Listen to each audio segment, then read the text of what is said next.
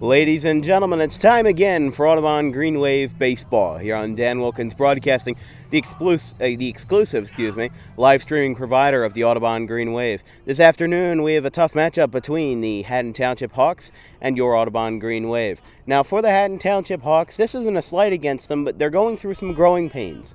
A younger team mixed with older seniors that are kind of isolated in a little bit from the team's roster has created a difficult situation where the Hawks are currently 2-7 going into today's game. And their 2 wins are against teams both with 0 wins. They won 32-0 versus Lindenwold. We had a whole 5-minute rant about them yesterday and how they aren't really much of a, I would say, serious team. They won 32-0. They threw a no-hitter. But remember, this is Lindenwold we're talking about. Their second win of the year came about a week or two later versus Sterling. And you know what's going on with Sterling? They're having almost an impressively rare and unprecedented 8-game losing streak. They most recently lost to Hamilton, Sterling did, and they are 0-8 on the year. So when we saw Audubon squeak by Sterling, we thought, wow, Sterling must be good because we beat them by 1 run. It was a close game. It was tied for a while. And then the Audubon Baseball Club, they broke it up in the top of the last inning with a wild pitch to give them the lead. However, times have changed for Audubon after that electrifying 4-3 win versus West Deptford yesterday in 12 innings where the game lasted 3 hours and 37 minutes, at least the live stream did. That was an excruciating game, and guess what? We're back at the same time, at the same place, ready for another hopefully shorter game of Green Wave Baseball. Starting on the mound for the Hawks this afternoon is Aiden DiCristofano, who's going into this one with a 2.21 ERA. And for the Audubon Green Wave, making his first start in the green and gold is Nick Caladros, the freshman. He's not a senior yet, waiting until 2025. But for Caladros, this year he's had a couple of good relief appearances both at the JV and at the varsity level. He did pretty good in Myrtle Beach as well, and he had a great appearance versus Collingswood where he was able to hold them off for a while until eventually the wheels kind of fell off the rails, and that was the game that ended 14-12 where Audubon almost blew a 12-run lead. However, we hope that the situation is not the same today, as Haddon Township still haven't won since the last time they won was April 21st, a couple of days ago. So we hope that Audubon can sneak out with a win and maybe go into the Saturday Thank You Classic on April 30th versus Washington Township with another win on their record as well. You're watching Green Wave Baseball and Dan Wilkins Broadcasting. We'll be right back after this.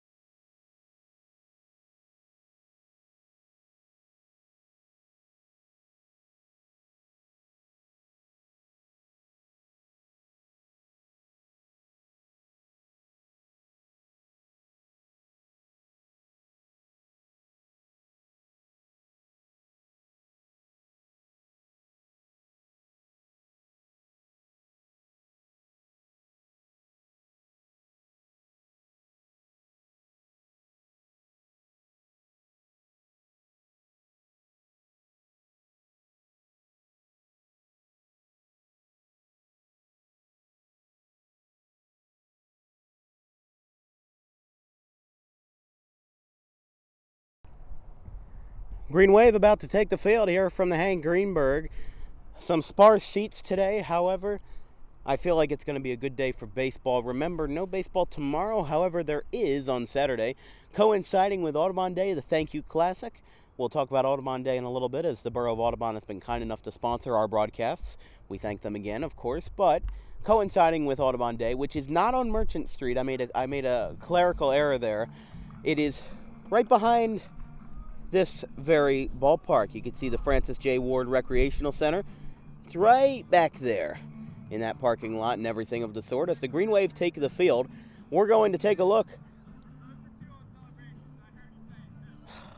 I know, I missed it. Xavier Massey talking to me again. Okay. he knows the camera's on him. Regardless, let's take a look at the lineup for the Haddon Township Hawks, coached by Ryan Pavlik. Leading off and playing center field is number 3, Colton Schaub. Playing right field and batting second is Colin Colby. Batting third and playing first base is number 11, something Evans. He's not on the Bobby Evans, excuse me. They changed his jersey number on NJ.com. Batting cleanup and playing third base is Nick Monoy. Batting fifth and playing short is Lucas Hogan. Catching and batting sixth is Ryan Schultz. Batting seventh and pitching is Aiden DiCristofaro. Batting eighth and playing left field is Danny Knorr. And batting ninth and playing second base is number 9, Nate DiCristofaro. So this team, I was a little wrong in what I was saying, where this team is basically all juniors and seniors. The only exceptions in the lineup this afternoon, the only exception is Danny Knorr. He is a sophomore and plays left field. However, defensively for the Green Wave, there's a lot of freshmen and sophomores mixed in with the upperclassmen. The starter this afternoon is Nick Kaladros, the freshman, also known as the Greek Freak. We'll see how he does in his first start in green and gold. He had a relief appearance down in Myrtle Beach and had a relief appearance versus Collingswood, with the final was 14-12, although most of those runs given up weren't really his fault. We'll turn on the video board for all of you watching at home as the Haddon Township Hawks are going to be facing off against the Audubon Green Wave. And as we said, Schaub will be the first batter. Colton Schaub, the junior center fielder. As Chase Utley's famous walk-up song, Kashmir by Led Zeppelin, plays in the background. Schaub has 2 doubles this year, 6 walks and a stolen base. He's 5 for 23. Batting just over to Mendoza line at 217, 61 degrees at first pitch with wind blowing out to right field. Nick Kaladros pitching, Ryan Zimmer catching, and Colton Schaub the first batter. Kaladros kicks and deals, and he is going to deliver a ball down low. We are underway from Hank Greenberg. Yeah, Kaladros, in that one game where it seemed like the freshmen were prevailing pitching-wise, that one's down low, it's 2-0. McCracken was the starter. Kaladros came on in relief, and Gabe Colon was able to shut down the Collingswood party, the Panther party, if you will, because they were just scoring runs left and right. The Green Wave were just an out away from giving them what they call a mercy rule. It is 3-0 to Schaub, with Colin Colby on deck. However, just the magnitude of that game, we thought that was long. How about the game last night versus West Deptford? 3 hours, 37 minutes. To those that, tuned in, I know there was all the JV guys that had gone home after beating West Deptford in their game. They got to go home and see the last couple of innings of this ball game, or rather, last night's ball game. So, very grateful that we were able to sneak out a win in that one, 4-3 on Isaiah Pinkney's walk-off home run. First pitch to Colin Colby is a strike. First strike of the afternoon for Kaladros, and it's 0-1. Colby, the junior, 9 for 24, batting .375. However, that has only resulted in 2 extra base hits, 2 doubles, 2 walks, and 7 singles in 2022. However, pitching-wise, he did make an appearance earlier this year. His only appearance of 2022 was in the 16-6 loss versus Paulsboro on April 13th. He pitched 4 innings and gave up 6 runs, all of them earned. Down low, and it is 2-1 to Colby.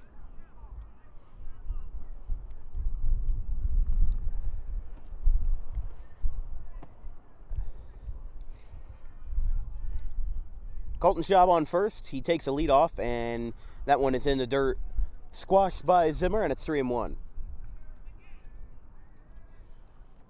Defensively for the Green Wave, a bit of an unusual front, as Jason Stocklin is the starting left fielder this afternoon. He will not be in the lineup. He'll only be playing defensively, just like Charlie Copsetta has done a couple times this year. He did it last night, although he did have an at-bat, although he did strike out. The count is full to Colby. Bobby Evans on deck for the Hawks.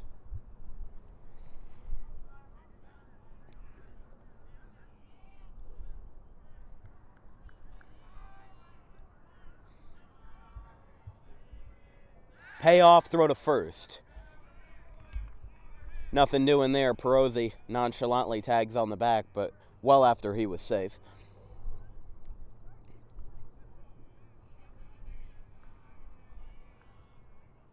Caladros is set. And, he took a bit of a slide step off first base. However, he hesitated going, and it didn't really matter because that is the second walk allowed by Caladros.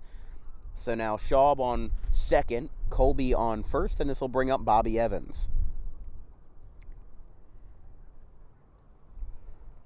Bobby Evans batting an even .440 in 2022, 11 for 25, with 3 singles, a double, a walk, and a hit by pitch. Not really much in the name of slugging, though.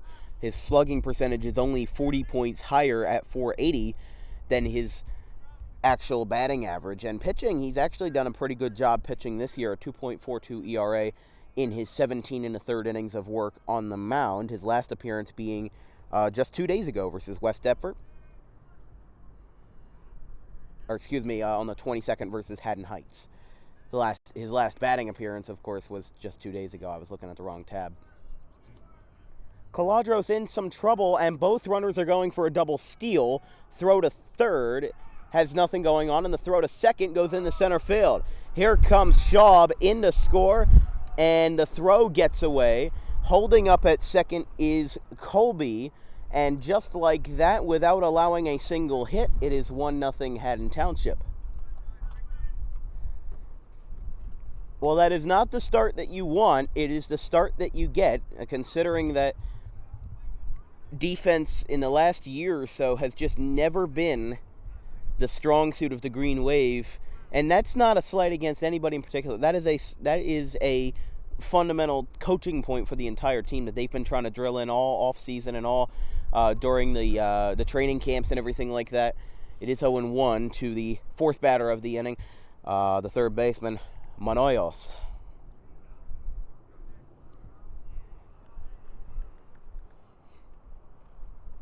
There's a foul ball down the third base line, but Pinkney, did he make the catch? Are you kidding me?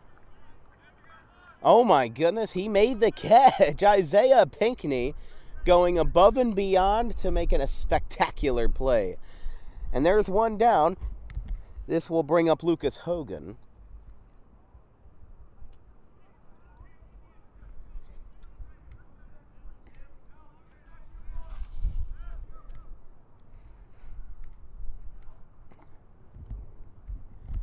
I didn't know if that was fair or foul. Sometimes the cones help, sometimes they don't. Pinkney was to the right of the cones. The cones aren't the foul line; they are the spectator line, if you will. So you can't park your lawn chairs in front of that because they can't really put a physical barrier around the field. I mean, they could, but you have to have a set sort of notion for what's in play, what's out of play. It's 1-1 to the shortstop Hogan. Junior for the Hawks. Like, are you going to make those giant grass hills down the right field line? Are you going to put them in play? Because that could seriously injure a player if they go for a foul ball down there. That's what those cones are for. And if I recall correctly, if you make a catch outside of those cones, it doesn't count. That might be just hearsay, though. I thought Caladros balked there, but he did not. Count remains 1-1 with one away. Runner on second, which is Colin Colby. That one is down low. He's definitely struggling to hit the strike zone this afternoon, but he still can rebound. They're only down by one. You just have to worry about that runner in scoring position. I mean, defense has always been a main talking point of this team. I said, as there's a ground ball to third, and it just got through both Wiltsey and Pinkney. And did they get him at third? Are you kidding me? Yes, they did. Colin Colby was out because Caladros sprinted over from the mound and tugged him out at third base. That went right through. That was a seeing eye base hit, if you will, for Hogan. And then Caladros said, you know what, I'm going to make the tag myself. So 2 away, and that runner in scoring position threat, at least for now, is thwarted.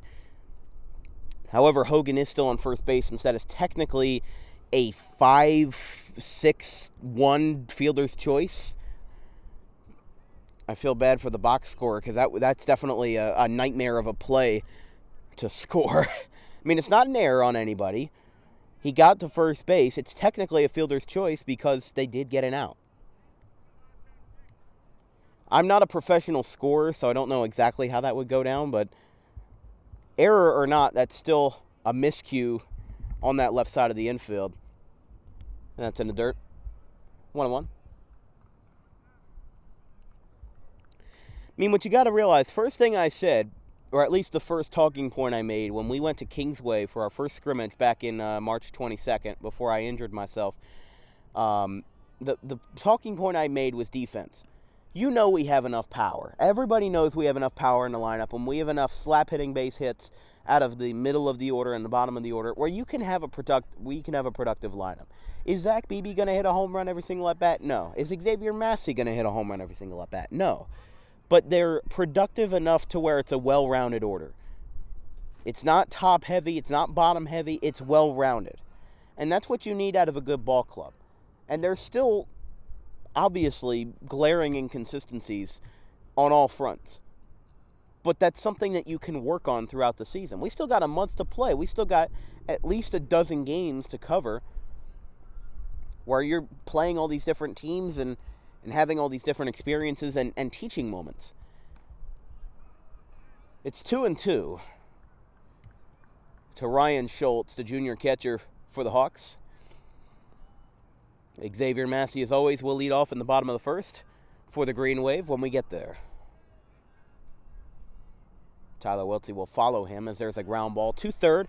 Routine for Pinkney, and the throw to first is going to get away. It gets all the way to the chain link fence near LePayover, and that will move the runners to second and third as Pinkney threw the ball past first, past Perosi. Now that is obviously an error. The last one may not have been, but that was most certainly one. A two-base error for Pinkney. That sends out to second base Lucas Hogan and out to... Let's see what they're going to do here. Yeah. So at third now... At third, I believe... Well, first of all, here's DeCristofaro. Or not. No, this is still Schultz. What are we doing here? I think I messed something up. I did, yeah. Okay, so for whatever reason, I was one batter ahead in the lineup.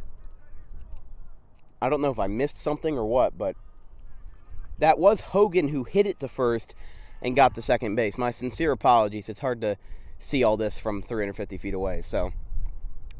Sincere apologies. Hogan is on second. It is Nick Manoyos who's on third base, and it's Ryan Schultz, the batter. So now that we have that all squared away, it's an 0-2 count with two runners on base and a 1-0 Haddon Township lead in the top of the first. Again, my apologies. Breaking ball misses inside. Didn't have enough speed nor break to be deceiving, and it's 1-2.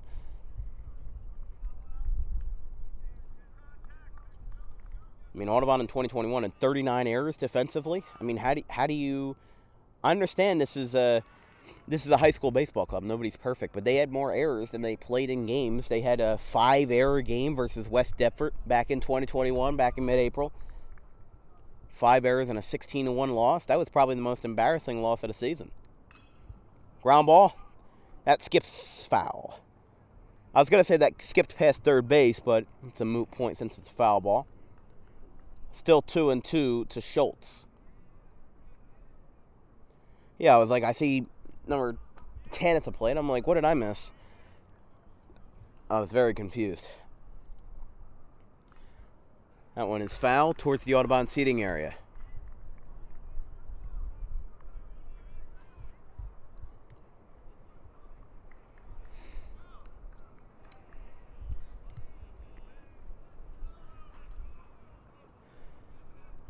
Two. Swing and a foul back to the backstop, and it seems like this at bat just will not die. It's going to keep on rolling until its last life. It's not like it's a bad inning, it's just been long, if you get my point. But with the wind blowing out, that does produce the variable of power into the situation, as it's 3-2 to Schultz. Full count. On Audubon's side, with Massey, Pinkney, Perozzi, all of our middle-of-the-order power guys batting with the wind blowing out, that's just a recipe for success. Pop-up down the left field side, Stocklin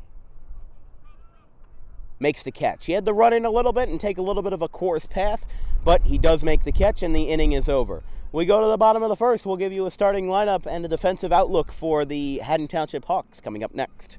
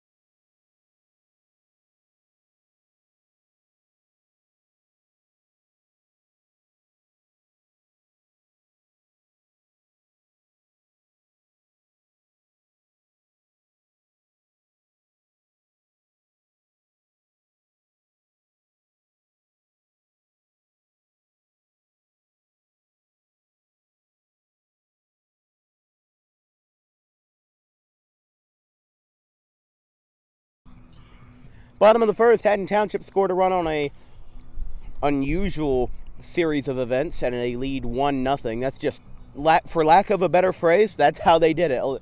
Bizarre lack of explanation, but, you know. Let's take a look at the starting lineup for your home Green Wave. Batting leadoff and playing center field is Xavier Massey. At shortstop, batting second is Tyler Wiltsey.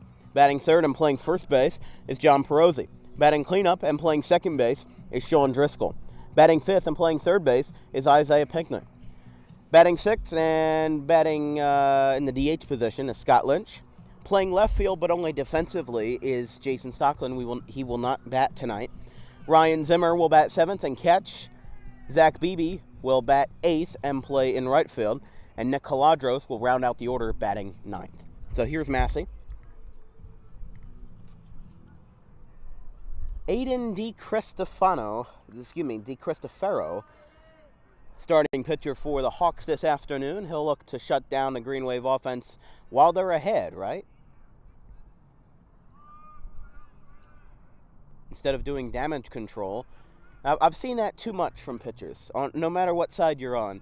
They get themselves in trouble early, then they do damage control. They put themselves in holes, and then they have to get out of it. You don't need that in baseball.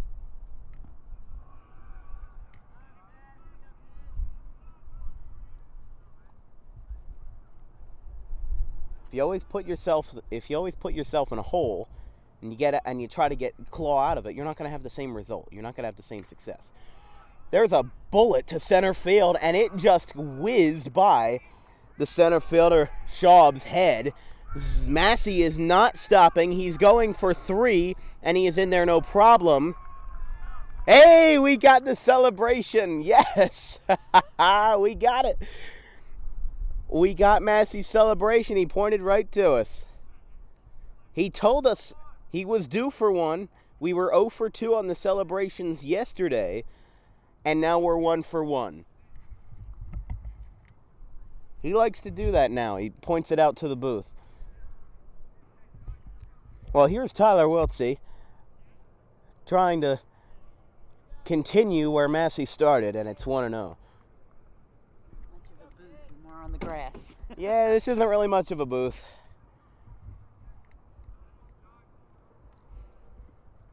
It's got less space than a restaurant booth. That one's upstairs 2-0.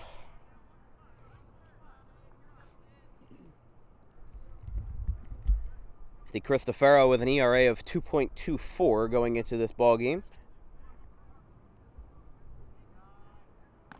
The older of the DeCristofaro brothers, the younger one is, well, still on the right side of your screen, Nate DeCristofaro, the junior.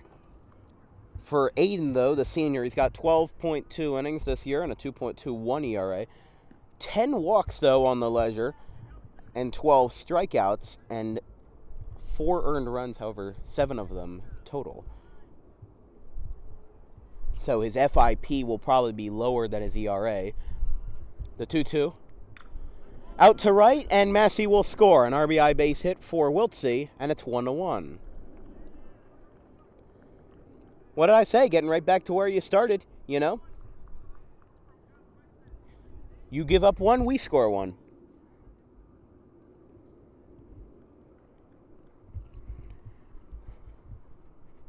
That's a payback system in baseball. Here is John Perosi. He bats. Nobody out, and Tyler Wiltsey on first base. There's a strike right down Broadway, and it's 0-1.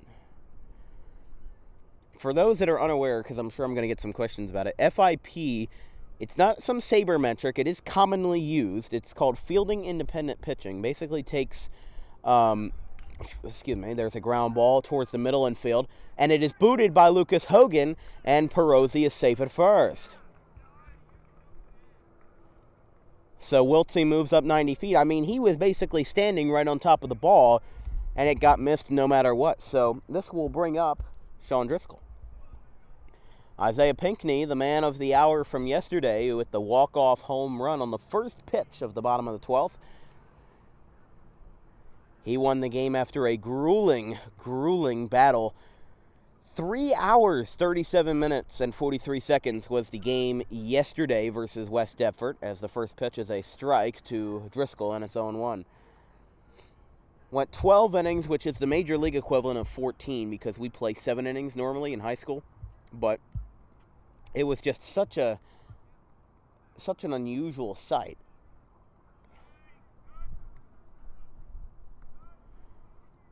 Ground ball over the head of Aiden DeCristofaro, back to his younger brother, and the throw to first is in time, I believe. And they did get a double play.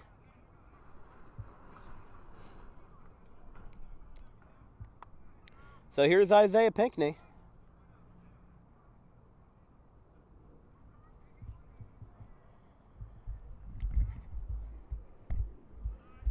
His home run yesterday traveled 391 feet, thanks to ballpark data from Google Maps. They are not a sponsor, but they are my resource. That one's in the dirt as a huff of sand comes up from like a good good pile of dirt comes up from home plate. We were in the Sahara for a moment.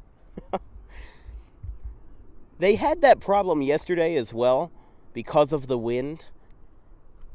And it's not like the field isn't properly taken care of. Inkster and Shivo, Boland, they do a wonderful job procuring the field.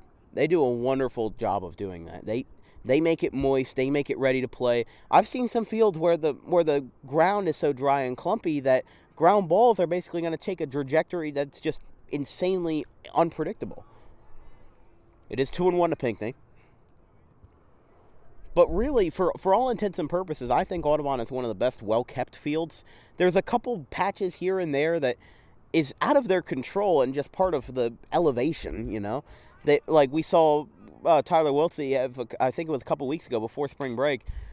Oh, excuse me, as there's a fly ball down the right field line, and that is foul. That one goes out to the shot put area over there.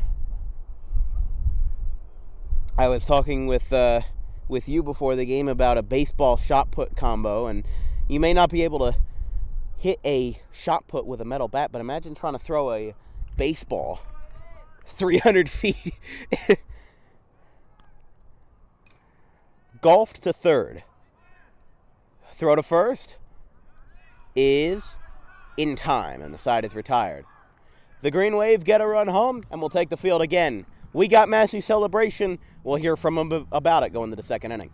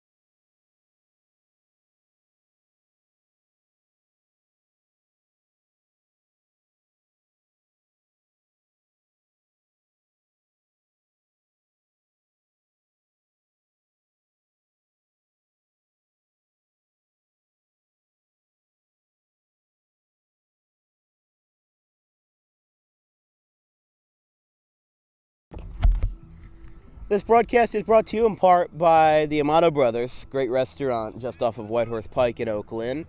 Have everything from breakfast to lunch to dinner, whether you want it cold or hot, seasoned or plain, or on tap, or whatever you need. They got plenty on tap. They got plenty on tap, even though I still got to wait 6 years for that. Going to the top of the second. By the way, right off the Whitehorse Pike, make sure you check them out, the Amato Brothers. We thank them for sponsoring Dan Wilkins broadcasting coverage.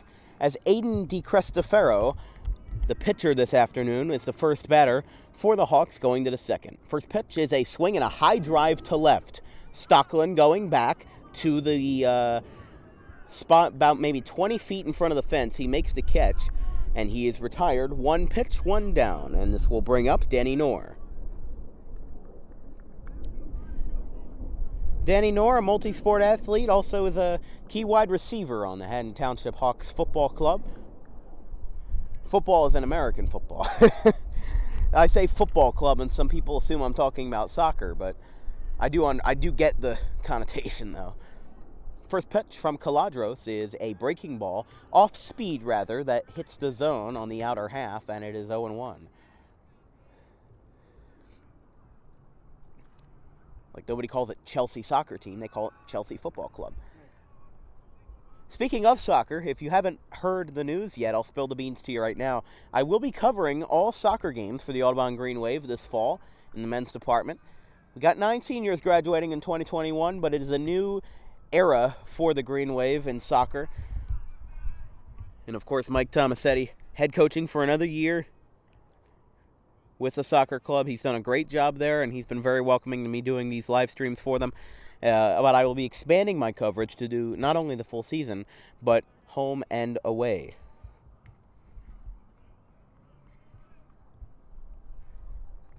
It is 2-2.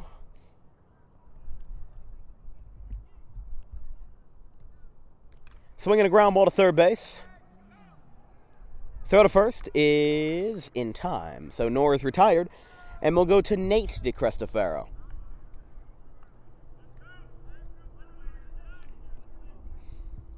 So 2 down in the top of the second, very quickly moving.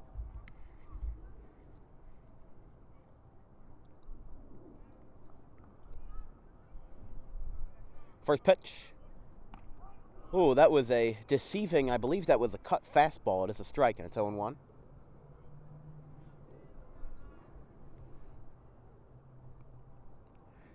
Down in the dirt, chasing the worms. It's 1-1.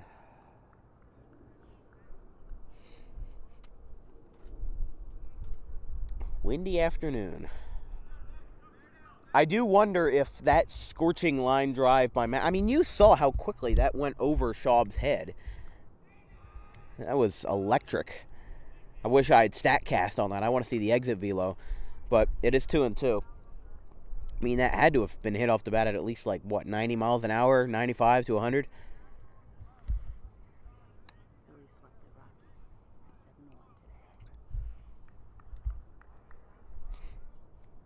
7-1 today. 2-2 in the dirt.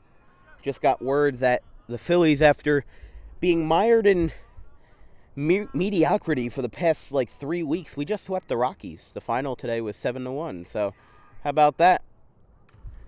Hit the center, and Massey lets it fall. It drops in for a base hit, and DeCristofaro's on first base with 2 away. I did check all 4 Phillies games from the series, going from, Tuesday, or no, it was Monday until today. The 4-game set, all 4 games were shorter than the West Deptford and Audubon game from yesterday. Because guess what? Major League Baseball wants those games to be under 3 hours. Ours barely crest 2 hours. Ours barely get past 2 hours if it's a quick-moving game. And, of course, I will always be mired with this game's moving quickly, and then, boom, we're still stuck here at 6:30 in the afternoon. Yeah, you're never allowed to say that again. Well, this game's moving quickly as the 0-1 is in the turn, and DeCristofaro gets back to first. I'm just going to say it to spite everybody now. If it's a beautiful day and I want to spend some time outside, you know what? I'm going to say it's a quickly moving game, and we'll go to, the 15th inning. Yeah, but the temperature's dropping. Yeah, Colder. it's going to be colder. It was colder yesterday than it is now, for sure. Yeah. As Well, it is. the sun wasn't out yesterday. No, and honestly, the fact that the sun is out makes me a bit less worried about something, under the prospect of rain. Or we were always worried, is it going to rain, or are those just dark clouds like we saw in Sterling on opening day? It was kind of that kind of moniker. In the dirt, Caladros losing a little bit of control here. It's 2-2 to the leadoff man for the Hawks, Colton Schaub, who's 0-for-1. Actually, no, he's 0-for-0 because walks do not count. Fun fact, if you're not a baseball guru, walks, hit by pitches, sacrifice flies, they don't count as at-bats. So if you just walk, you count as 0-for-0. Swing and a miss. So now he's 0-for-1 with a K to his name. We'll go to the bottom of the second, 1-1, all knotted up from Hank Greenberg.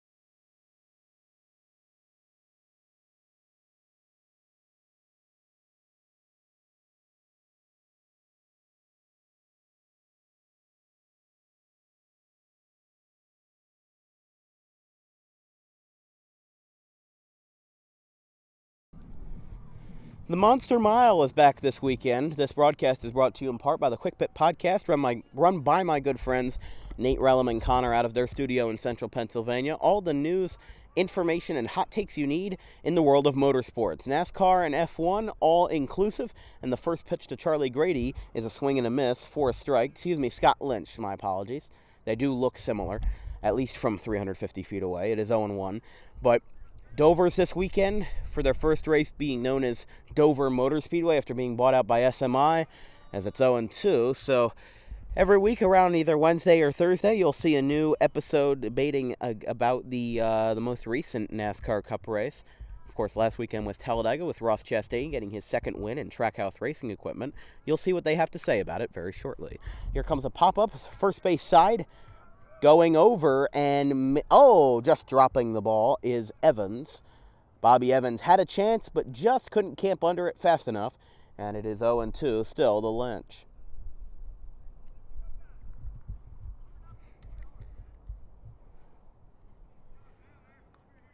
Ryan Zimmer is on deck. I don't know exactly what I was talking about. Charlie Grady's not in the lineup this afternoon for undisclosed reasons. Here comes the 0-2, maybe an injury, maybe something of the sort. They might just be giving him some rest. We don't know, but I did see him practicing in the outfield earlier, so it's not an injury. He might just be getting some rest. So all well-deserved. Charlie Grady's a very good ball player, very well-rounded, and so is Scott Lynch. The fact that he hasn't hit a homer yet is a little surprising to me this year, you know. He's got that power in his bat. He's got that fuego. He's got that fire. He just hasn't exactly capitalized yet. That one is fouled back to the chain link fence above home plate, hanging over, and it is 0-2. Honestly, I'm not even the biggest fan of that apparatus that hangs above home plate because it's, I get what it's for, but at the same time, I feel like it's too low. You know, you could have a foul ball that angles back and hits the umpire, the catcher, the hitter. If it's in the right spot, it could hit somebody. And I understand that, you know, in science terms, velocity decreases once it hits that, but still, that's going to come down like a rocket, and if it hits you, you might be in trouble. So let's take a look at the 1-2. So I got a miss.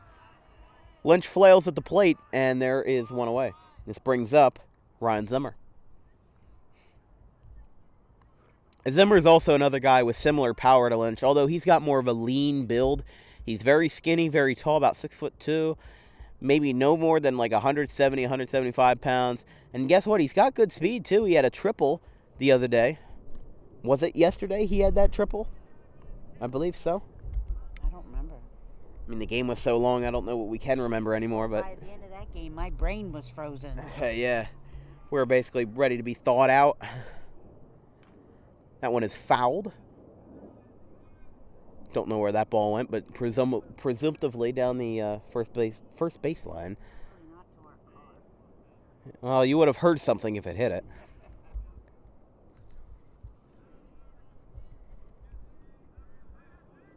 One and two. No, 1-1, excuse me. In the dirt. Yes, it's 2-1, my apologies.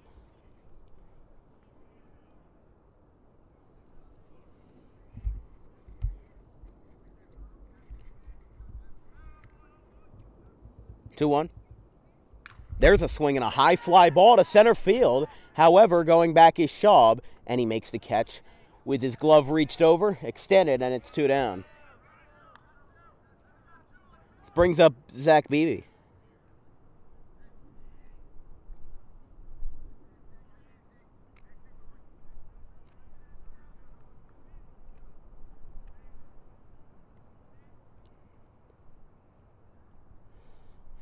Here's Beebe facing off against DiCristofaro for the first time.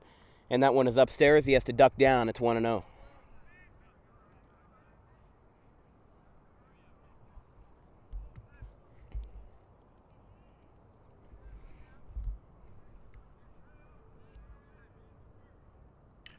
Ground ball out to Nate DiCristofaro, Aiden's younger brother, and the throw to first is in time. No problem for Haddon Township. They keep it knotted up after 2 innings.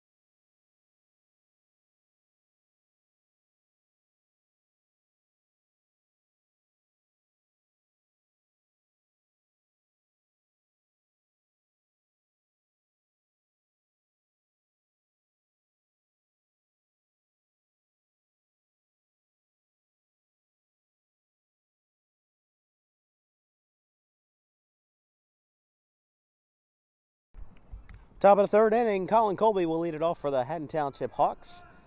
Each team scored one run in the first and nothing since, although it is still early. Nick Caladros is on the mound for the Green Wave this afternoon, making his first start in green and gold. And the first pitch is a line drive over the head of Pinkney for a base hit.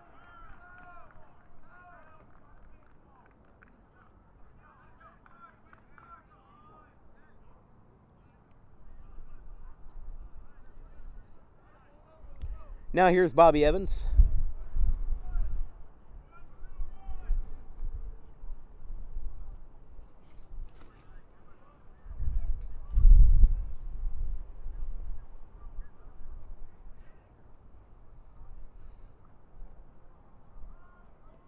And now time is called.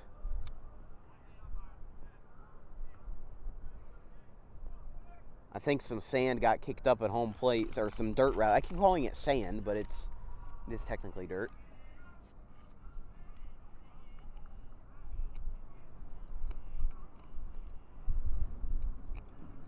That one gets away. Going to second is Colby, and he's in there standing up.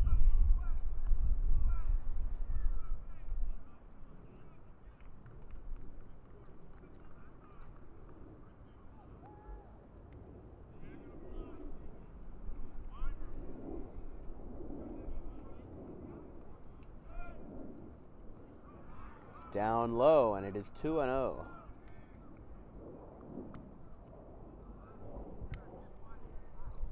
I almost feel like Hank Greenberg has a Dodger Stadium vibe to it. Not for the fact that it's an old ballpark with a lot of history. The fans file in late. You know, they don't get here until like the second or third inning.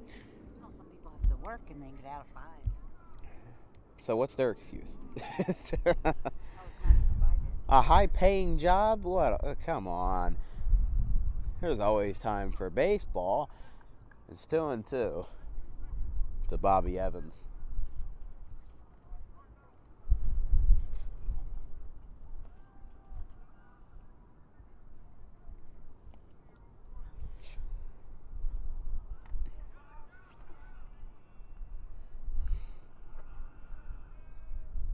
Oh, he was hot-handed on that one, and it's a foul ball. Had his hands full trying to swing at that one. I mean, he chopped at it. It was up high and it was inside. Just didn't end up creating much of a result, really.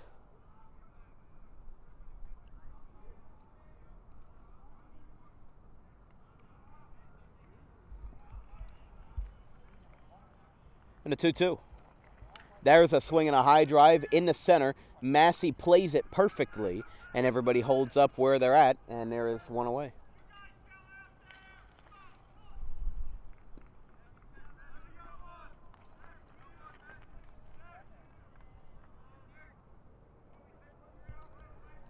Here's Nick Manoyos.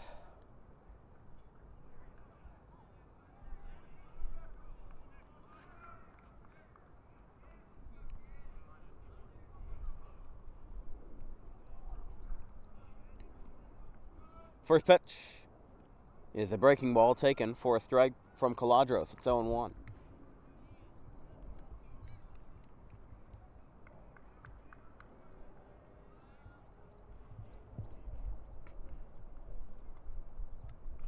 Fouled. No, that is a fair ball. Look at that.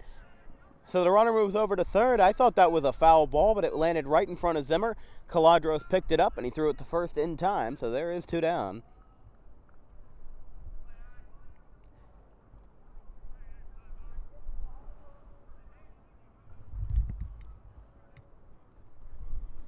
Here's Lucas Hogan.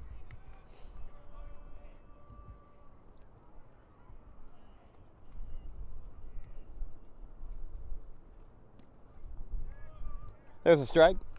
0-1.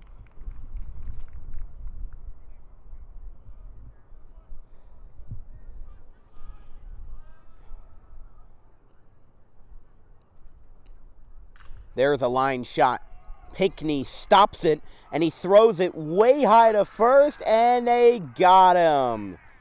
Perosi held on to the bag. I don't even think Hogan can believe what he sees. He thought he was safe, And instead, they will go back to the dugout and back into the field. Very close calls at first base today. A lot of them have seemed to be going in Audubon's favor. However, I won't complain. We go to the bottom of the third. 1-1 score.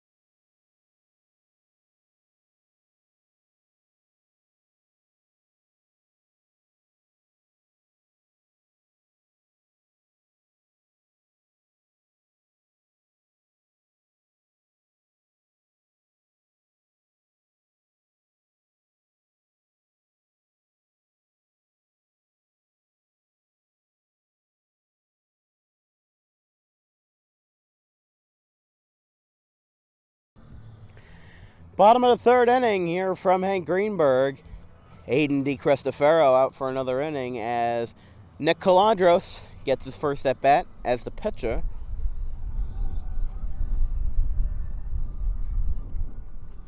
And so we get to hear the lovely shouting voices of the Dropkick Murphys from Dustin.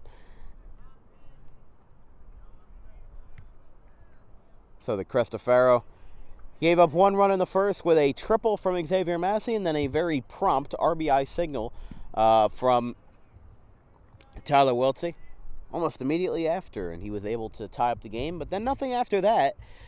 No runs scored in the second, and as of now, nothing in the third. Haddon Township was able to be held off pretty easily by Nick Calandros. He's done very good, and I think by the time I get to my senior year, which will be his junior year, I think we're going to see a lot of good things out of this ball club. We're going to see a lot of good things out of Nick himself. This class of 2025, I've talked about them before, not exactly in proper length, but there is a strike. It is 2-1. But for this entire 2025 class, they are the future of Audubon baseball. It's not like a couple guys here and there that are, getting ready to play. These guys have been playing for years. As it's a strike on the outside corner, it's 2-2. They've been playing since they were 6, 7, 8 years old. There's trophies in the Audubon clubhouse of their accomplishments from, back when they were barely even past toddlerhood. Like they were barely learning kindergarten and they were already swinging a baseball bat. And these guys, everybody knew each other because they were all in a group. And that's what makes this team very special, is that everybody knows everybody.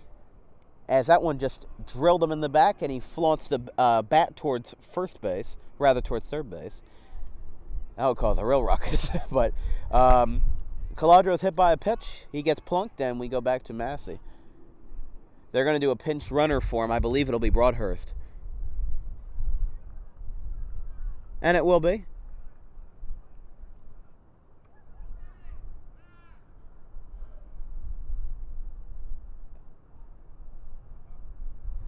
So here's Xavier Massey facing off against the Cristofaro.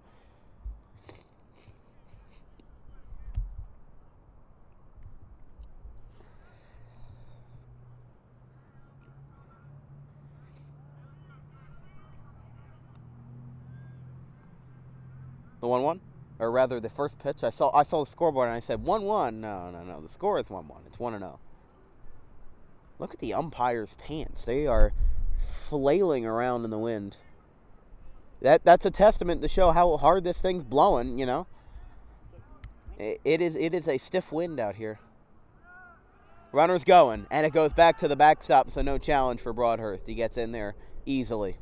He still slid, but it went back to the backstop to the point where he didn't have to worry about it.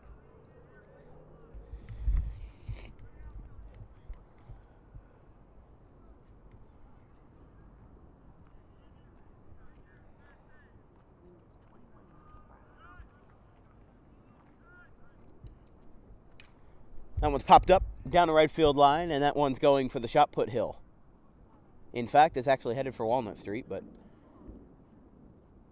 and that rolled all the way into that person's driveway with the teal house. So they'll have a souvenir for about 30 seconds when somebody picks it up, but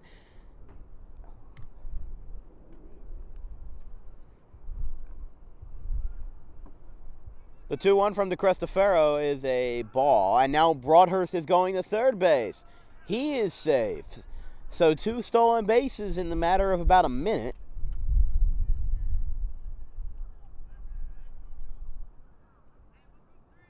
And Broadhurst will now look to score the go-ahead run, at least for now.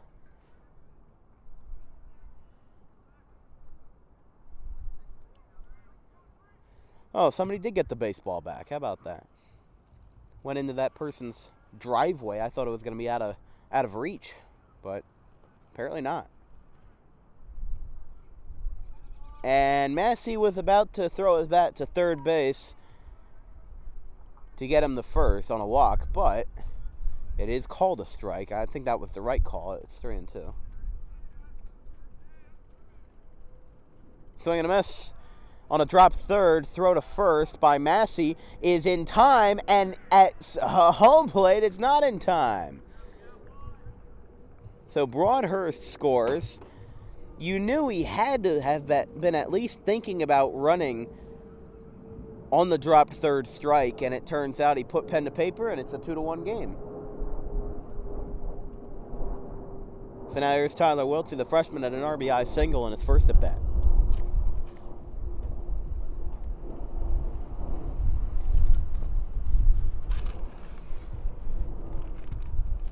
A whole bunch of dirt just kicked up right behind us. My bag of Fritos almost went flying. First pitch of the ball to Wiltsey.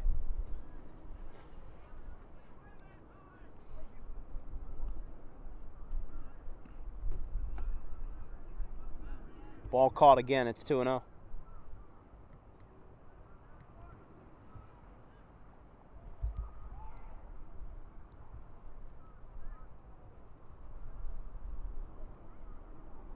Upstairs, and it's 3-0.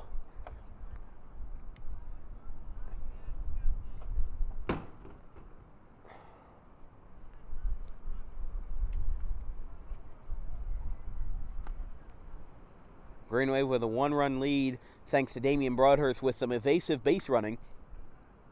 And that's ball 4. On a drop third strike, he came home from third base. And now it looks like Pavlik will meet with DeCristofaro. Whether he's taking him out or not is a different story, but the outfield is meeting up as well, so they might be taking him out. And will they? Will they not? No, they're going to keep him out. Or in, you know.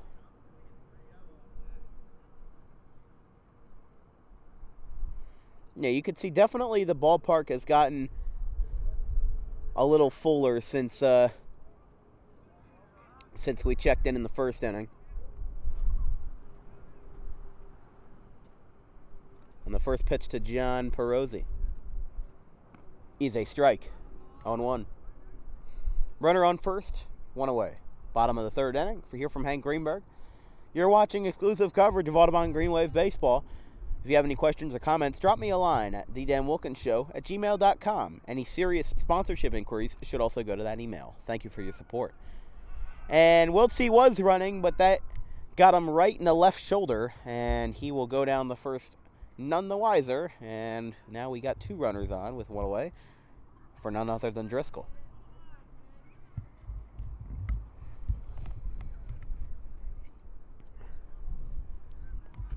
Beautiful day, even if it's a little on the chilly side. At least the sun is out. And again, you can see physically on the camera. It's not like it's just my eyeball seeing it, you know.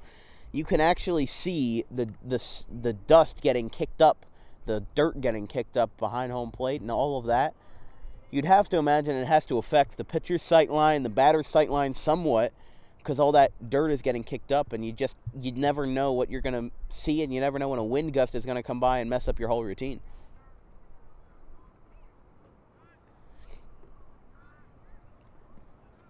In the dirt. 1-1 to Sean Driscoll.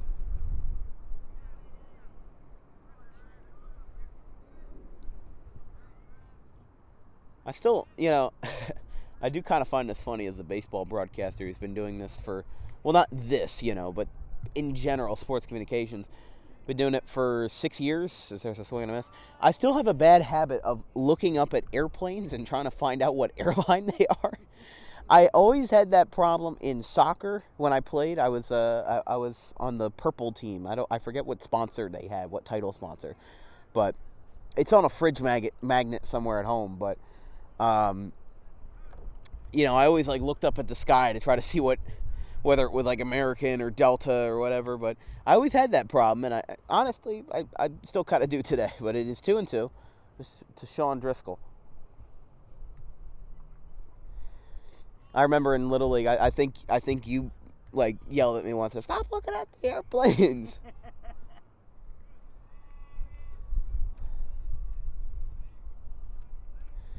I just remember when I was younger, I used to, while I was walking to school or getting a ride to school, I would always look in the sky for an Air Qatar flight. Not Air Guitar, but Air Qatar, as in the country in the Middle East. They had one flight that came into Philadelphia PHL every morning as there's a pop-up. Hit high in the air down the third base line, and it will go fouling out of play. But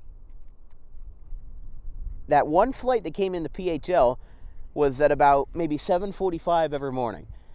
And if you don't know, my father, he's very much into, his profession requires it, as a limousine driver. But he always talks about airplanes all the time, and aircraft and flights, everything like that. And he always told me about the Air Qatar flight that came in at 8 o'clock every morning. That one goes in the left field. Tyler Wiltsey's going to come around and score, and it's a 3-1 game. So an RBI single for Sean Driscoll, and he moves everybody along. It's 3-1. Time is called at second base, and this will bring up Isaiah Pinkney with runners on first and second.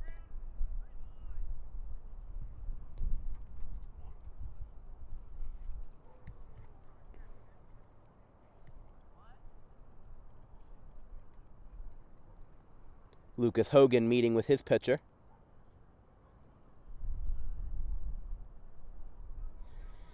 So yeah, I would always be staring at the sky looking for that flight for whatever reason. Because they didn't fly into anywhere else in the area. Not JFK, not LaGuardia, not Newark. Although it is cool driving on the New Jersey Turnpike, seeing those flights coming in and out of Newark, since the Turnpike basically runs, I think it's near exit 14. It runs basically parallel to the Newark Liberty Airport. So you get to see them fly in, you get to see them fly out. It's always a fun sight.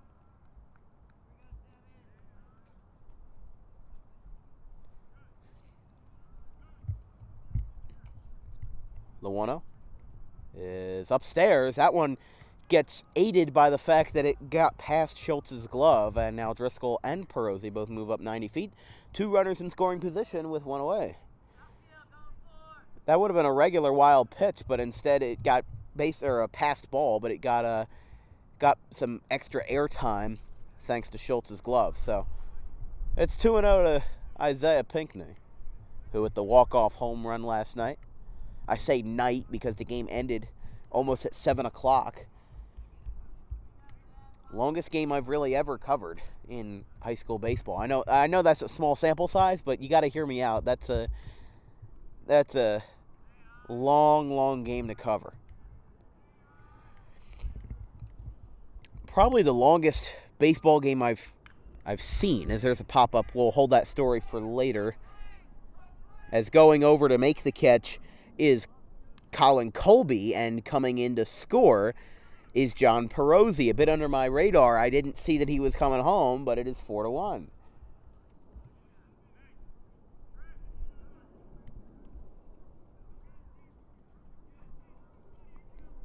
So now here comes up Scott Lynch.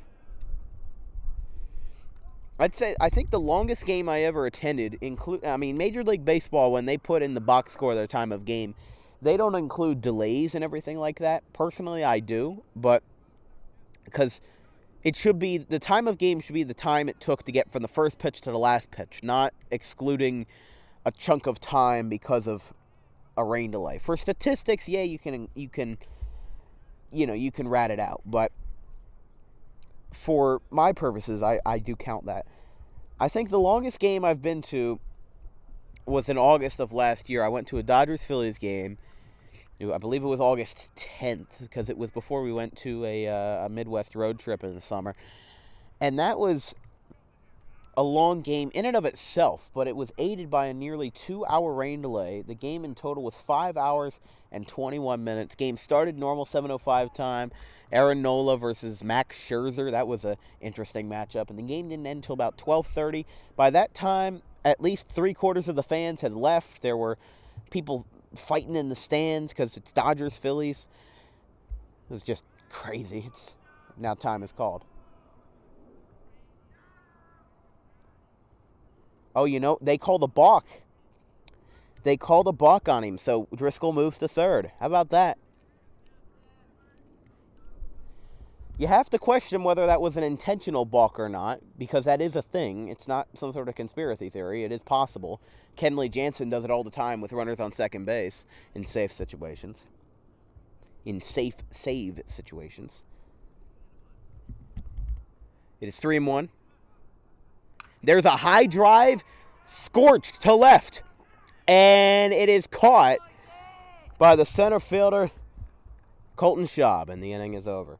Audubon gets 3 on the board. We'll be right back at you in the top of the fourth, 4-1 Green Wave.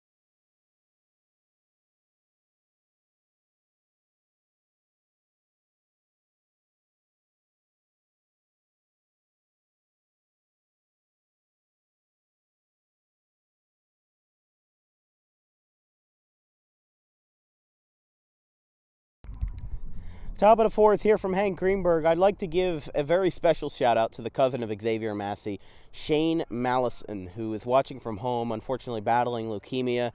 I was asked I had a very good conversation with his father by Xavier's father, to give Mallison a shout out. So if you're watching from home, Shane, we wish you the best, and go Green Wave. As leading off the top of the fourth is Ryan Schultz Of course, Xavier Massey led the fire in the Green Wave offense so far this afternoon with a triple to lead off the ball game in the bottom of the first, followed by an RBI single by Tyler Wiltsey to tie up the game at 1. They've taken a 4-1 lead since then on a couple of wild pitches, a couple of balks, errors, everything in between. And that one is inside to Schultz, so it is 2-1 to the catcher for the Hawks.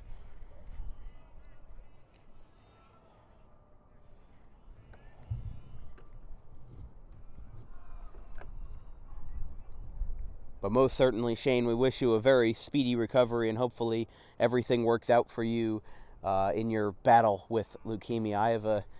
Obviously this is unrelated to leukemia, but my aunt, quote aunt, because she's not blood related, but She's family. she is family to us. Best friend that we have. She's battling breast cancer. I believe, if you said the MRI or the scans or whatever, I forget what. Yeah. They came back negative. So Well, thankfully it hasn't spread. it hasn't spread. So she does still have breast cancer, and she's still battling that. But fortunately, there we go. It hasn't spread to anywhere else. But anyone out there battling, any kind of illness, stay the brave fight. yeah, 100%.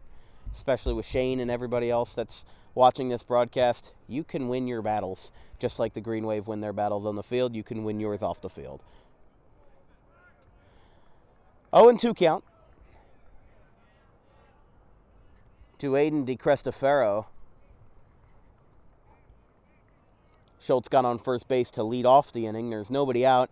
And a 3-run lead for the Green Wave with Nick Caladros on the mound. And that one gets away. Schultz is going to be off and running, and he is in there standing up.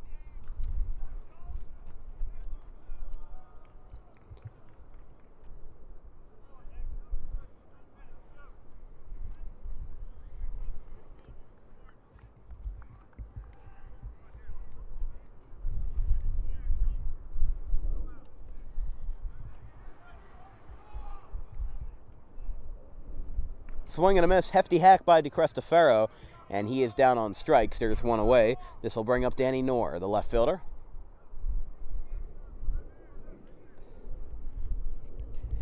Going back to what we were talking about with the class of 2025, how about the talent that they have? You got Tyler Wiltsey. You have J.J. Stockland, who's in left field right now. You got Tommy Quinn, Trent Bannell. That one's popped up towards the Caladros, but it goes just past the metal bleachers. There was a group of junior high students who were going to converge after that ball, but it just got out of their reach. It is 0-1 to Knorr. Lance Furness as well. Braden Colleen gave him a crack and all those guys. Don't think there's anybody else in the middle. Oh, RJ Homa as well. But A lot of talent. a lot of talent. And like I said, they've been playing for so long. There are trophies in the Audubon Little League clubhouse down the street that, bear their names from when they were 7 or 8 years old. I honestly didn't know until a couple of years ago that there were such serious baseball teams at that age. You would think that, you'd play t-ball until you were like 6, but I guess not. I also personally, I got a late start. It is 1-2 to Knorr, by the way, after that swing and a miss. I played soccer for 2 years, like 2012, 2013, and then 2014 was like the first year that I started playing. Of course, my broadcasting didn't really kick in until 2016 and 17, but throw back to second, nothing doing there. Kind of pump fake the throw. A little nonchalant there, but, I never played t-ball, never played coach pitch. The first game of organized baseball that I played was with the Audubon Little League Minors. I think I was on the Designer Tees Ball Club. Pretty sure I remember that from when I was there, and I do still have a trophy in my bedroom from when our minor league team got to the championship game and we lost on a walk-off error. The most Little League way to lose a game and a championship, but that's how it happened. That's how the cookie crumbled, and we finished second. And then eventually I played in the Little League Majors for Lions, for that ball club. And even playing in the majors level of Audubon Little League, that almost felt like for me playing in the major league. Like that was my equivalent to that. Well, and you got the Donald Lamb Award. That was 2018. Of course, it was supposed to be a surprise award, as that one is ball 4 to Danny Noor. Now here is Nick DeCristofaro. So runners on first and second with 2 down. That was a proud mama moment. Yeah. I mean, it was supposed to be a surprise, award handout. Like, I wasn't supposed to know that I had the award as time is called. But the guy, Patrick Witz, who was giving the award to me, and he was responsible for announcing it out, he was staring right at me the whole time while he was giving out the requirement for the award, the background of the award, as there's a ground ball foul off the foot of the third base coach for the Haddon Township Hawks. But he was reading the entire transcript and staring right at me. I'm just like, well, yeah, like, how am I supposed to have it be a surprise if you're staring right at me? So they did surprise you with that nice Audubon Broadcasting shirt. They did that last year as well. Yeah, that was very sweet. A ground ball to third. Pinkney throws to first, and it is in time. Perosi having a great job stretching over there at first base, and the side is retired. Haddon Township leaves 2 on. We go to the bottom of the 4th, 4-1 Green Wave.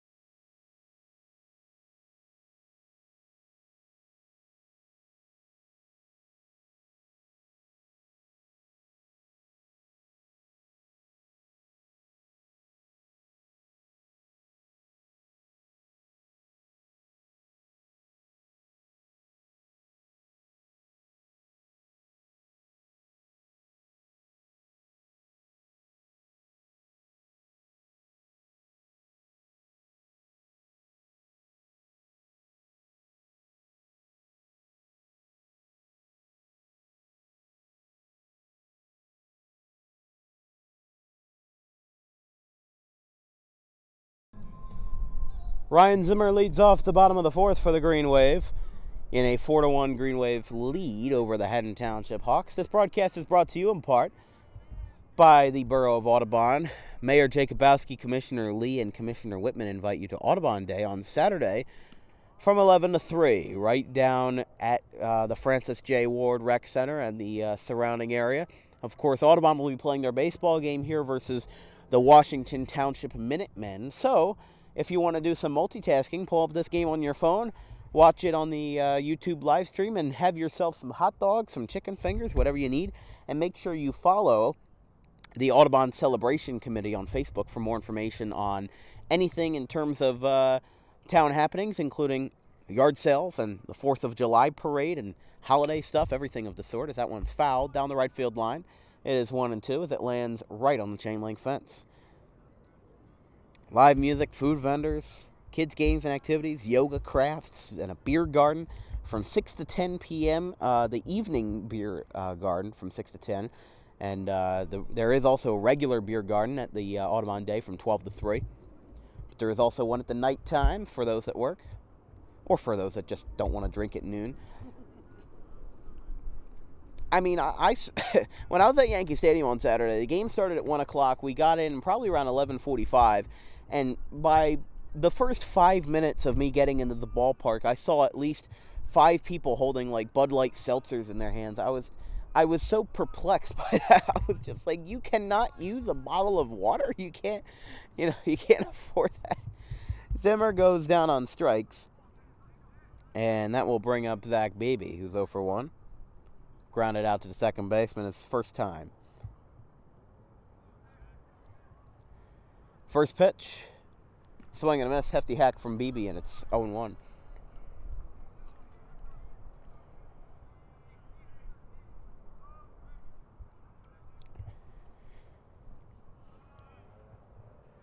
I just was so confused that people are so obsessed with alcohol during baseball games. It's like, do you want to forget that you were there?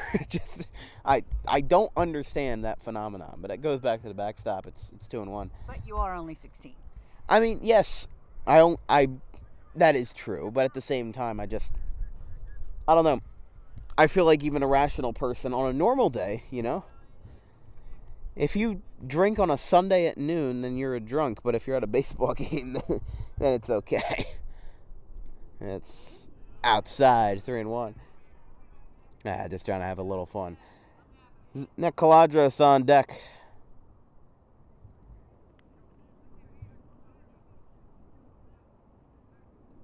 Outside, BB walks. So that'll round out the order with Caladros. Massey will be on deck. Green Wave lead by 3 runs, bottom of the 4th. Right around 5:15 local time. The wind has died down a little bit. It's not as extreme as it was before, but it's 59 degrees, feels like 55. Low humidity, that's fouled. BB was running as that one lands foul.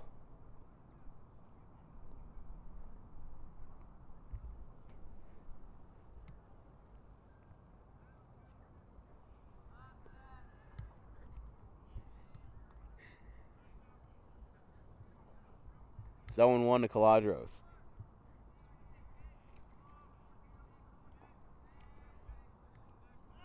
Throw back. Nothing going.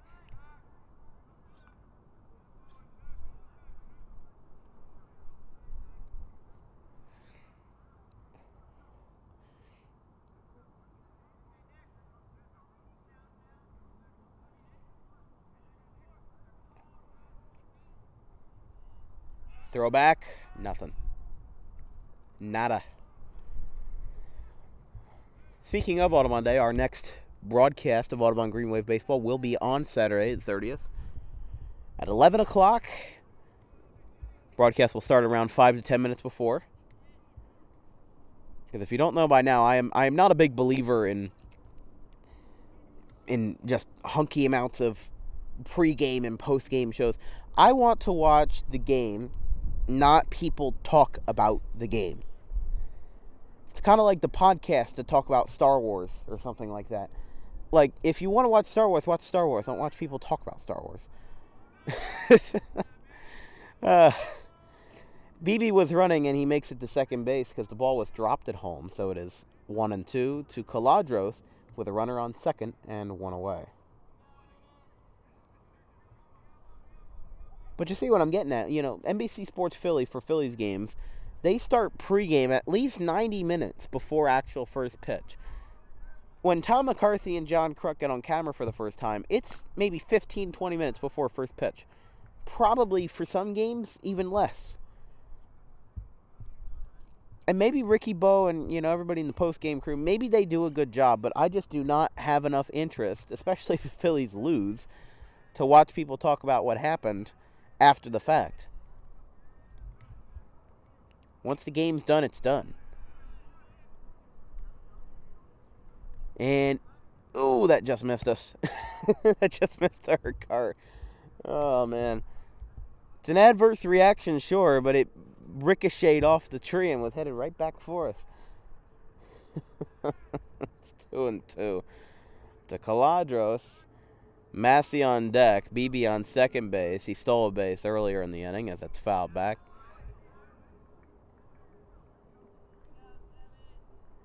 Caladros has been holding his feet to the fire a lot this afternoon. He's been fouling off pitches. He's been throwing himself right in there. Not afraid to take, not afraid to swing. He's had very good plate discipline in the few at-bats that I've seen of him this year. And that is outside. No, it is strike three.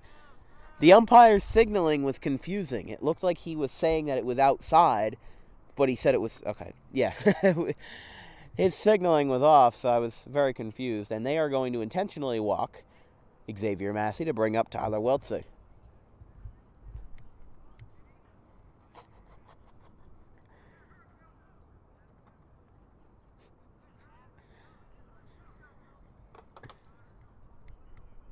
Some more dust gets kicked up in front of home plate as DeCristofaro gets set. Massey on first, BB on second. And the first pitch is in the dirt, 1-0.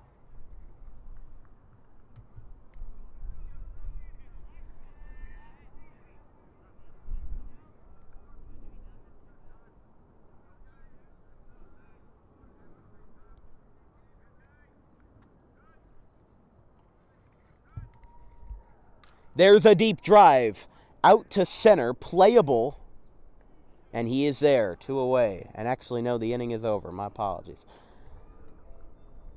2 runners get left on for the Green Wave. We go to the 5th, 4-1.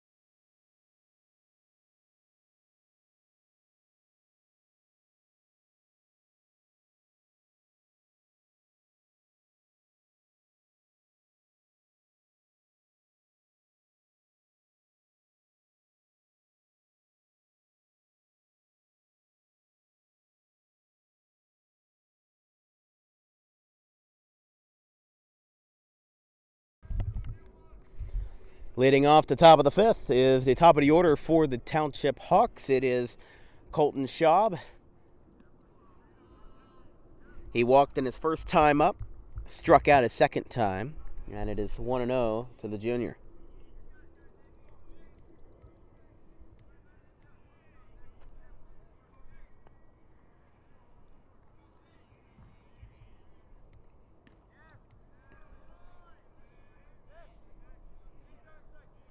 One and one.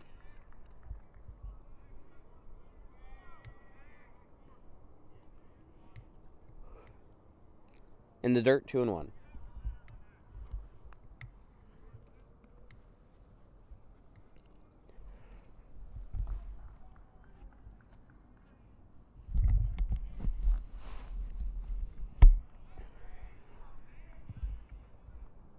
Upstairs, 3-1.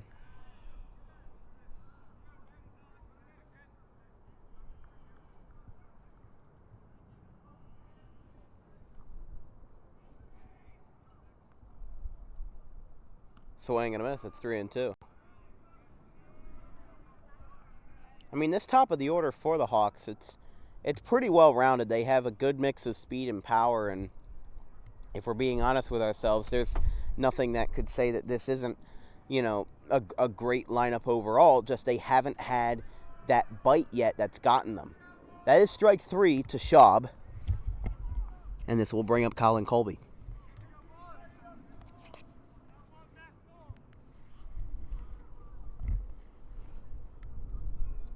If Haddon Township loses, they would go to 2-8 on the season. Got to pull up the Colonial Conference standings to see where everybody stands. Quite literally.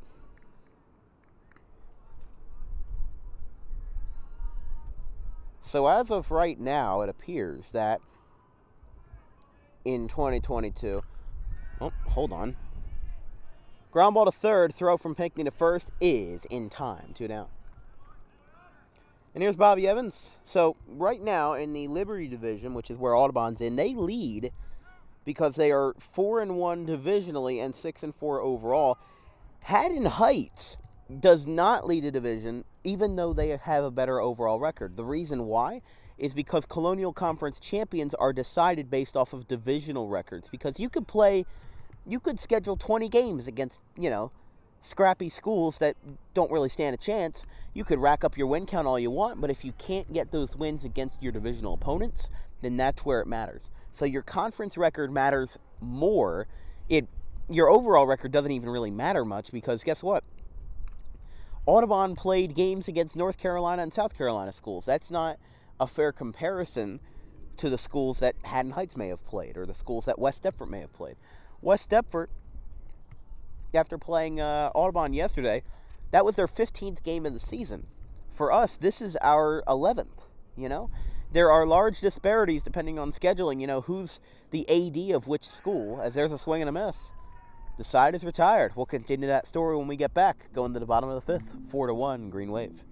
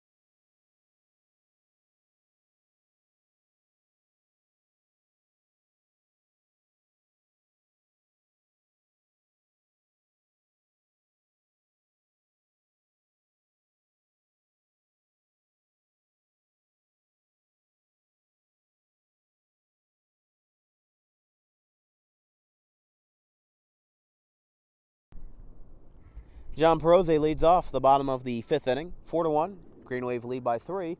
Over to Haddon Township Hawks. This is an exclusive live stream of Dan Wilkins Broadcasting and Audubon Green Wave Baseball. If you have any questions or comments, drop me a line at thedanwilkinsshow@gmail.com. Any serious sponsorship inquiries should also go to that email. We appreciate your support of Green Wave Baseball. That one is lined fair. No, foul. That looked fair, but my eyes are not as good as the one that has the better angle, so I trust their judgment, not mine. It's 0-2 to Perozzi. There's a swing and a ground ball in the center, a base hit. I think I set off your Siri.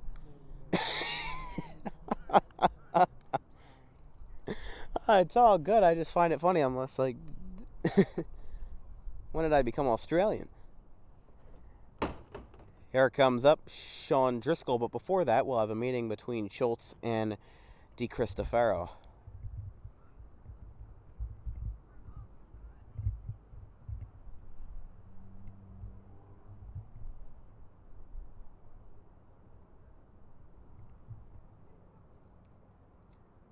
And I believe Perozzi's going to pitch because he's going to the dugout. And they're going to have a pinch runner, so I believe... First of all, it is Damian Broadhurst again. No, it is not. It's Charlie Copsetta. Okay. So Copsetta's on first base. I believe they are going to have Perozzi pitch, and Copsetta will be the replacement runner. Nobody out. And the first pitch to Sean Driscoll from DeCristofaro. Runner's going. Here's a ground ball to third, and it goes right through in the left field. Going to third is Copsetta, and that ball gets booted. So going to second is, Driscoll. Did you see that celebration? How about that? So getting right back to the groove of things. 2 runners in scoring position. Copsetta on third base, Driscoll on second. And this will bring up Isaiah Pinkney with still nobody out.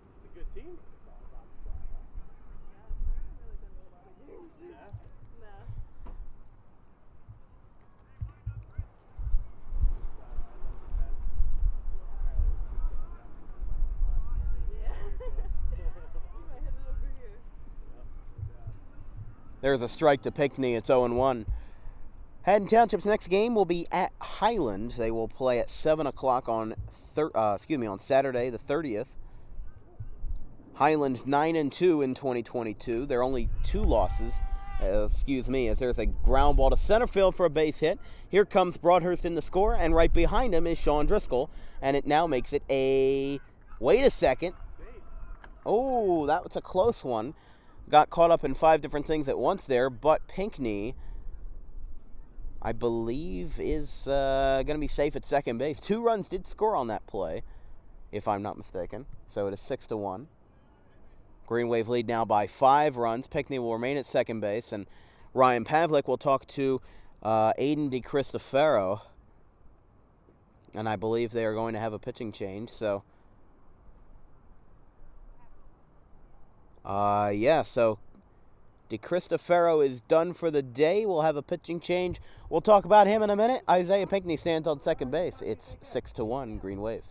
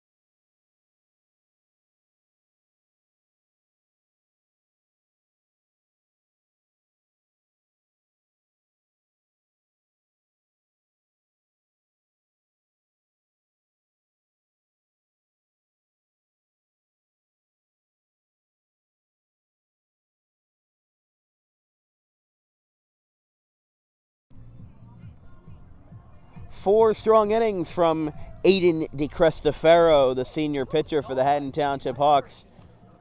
And Bobby Evans will pitch in relief. Now playing first base will be DeCristofaro, as Scott Lynch will bat. He is the first batter to face Evans this afternoon in the bottom of the 5th inning.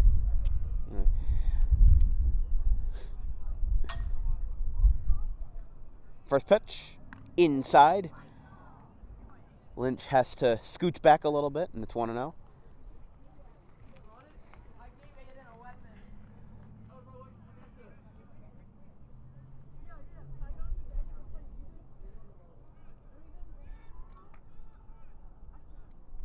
Fouled back to the apparatus behind home plate. 1-1.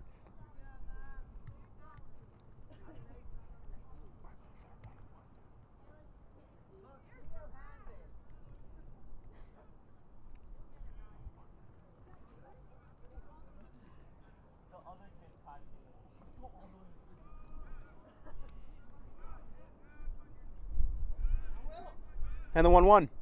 Fouled back again to the tarp.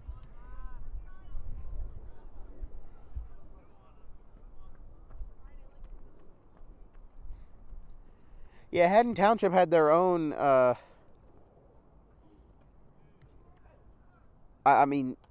they haven't really had they didn't really have a good spring break trip. Like, I don't mean good as in they didn't play good, but good as in they didn't really, hold on. Hold that thought. That's a fly ball to left. And dropping the ball is Knorr. And holding at third, hard charging, is Pinkney.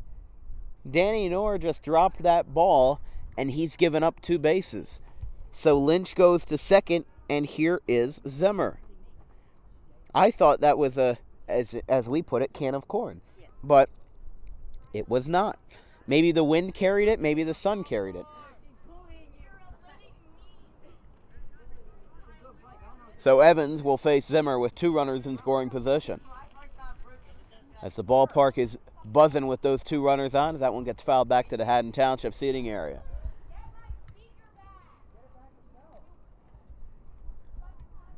Yeah, they played, I think, 2 games during spring break, and that was really it. Audubon played 3. Haddon Township's opponent on Saturday actually played a total of 5 games, which explains why they're 9-2. That might be a tough game for them on Saturday. They play at 7 o'clock in Highland as a part of the Thank You Classic.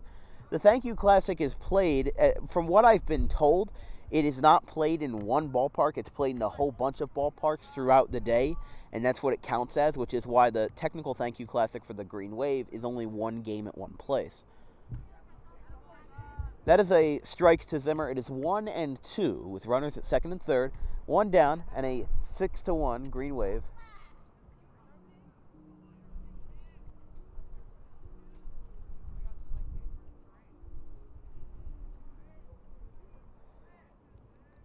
And the 1-2. It's a ground ball. And it's booted at second base. Pinkney will score. Lynch is being called home. They're going to throw. No, there will be no throw. It's 8-1.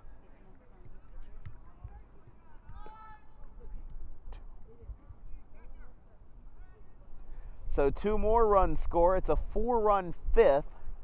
That makes it 8-1. And now Zach Beebe will bat.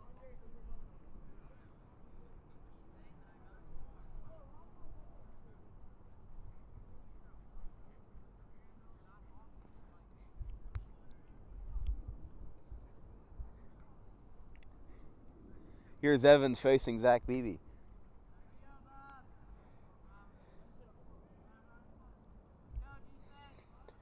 Running at first for Zimmer is Jack Dempsey, the sophomore.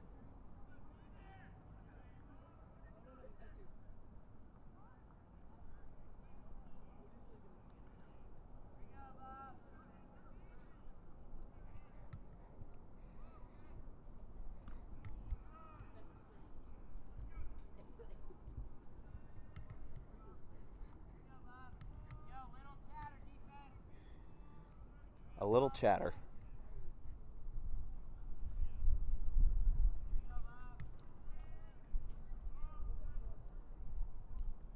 Upstairs.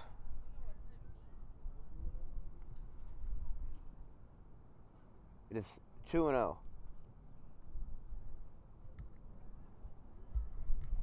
So BB.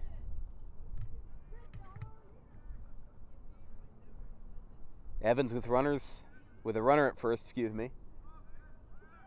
And now Dempsey's going with his wheels, and now that throw gets kicked away and picked up by Hogan.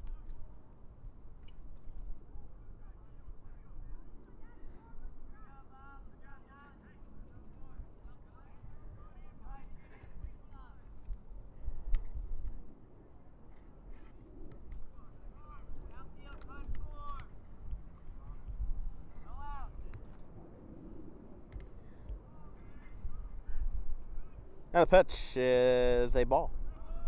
I can't see... No, that is ball 4. Okay.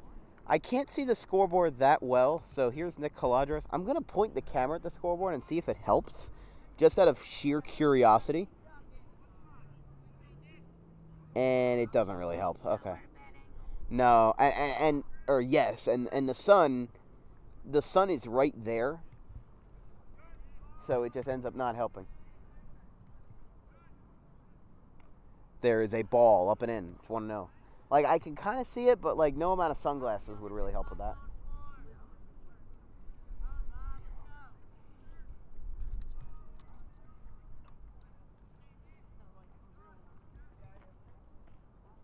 Like an actual one? 1-0. Swinging a foul back to the screen.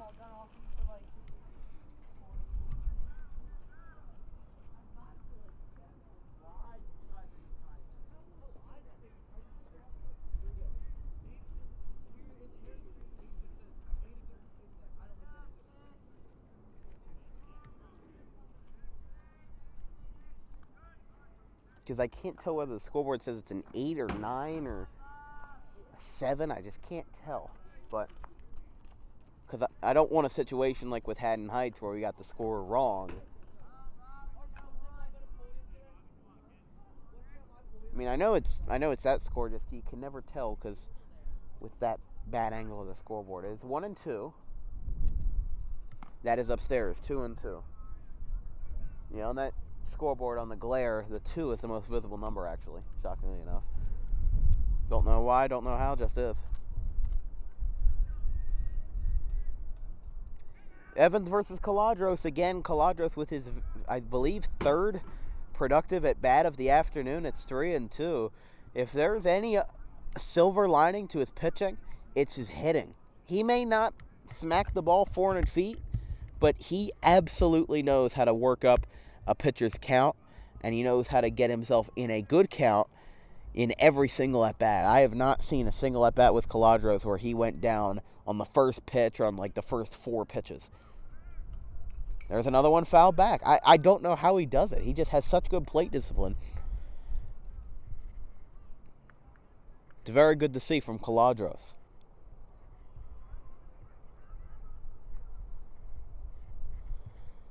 You'd have to imagine if there's a guy you want to hit it to, maybe it's left field. Because of where that ball was dropped and brought Lynch over to second base. That was very early in the inning, but we still have no outs, so. That's ball 4. He has walked twice out of his 3 trips, and here's Xavier Massey with the runners on second and first.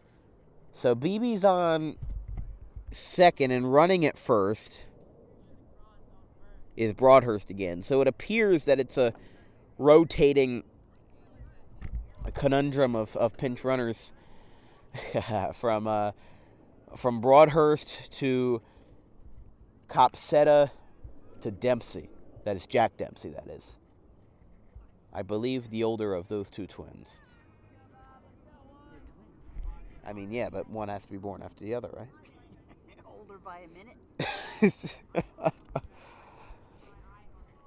That's how I think of it, you know. It's 0-1 to Massey.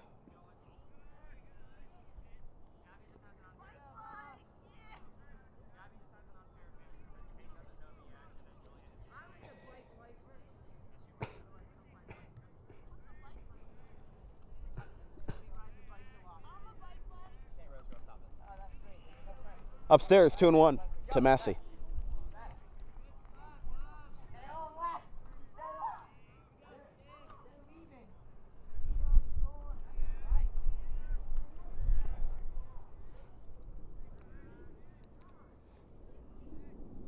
Two on a Massey.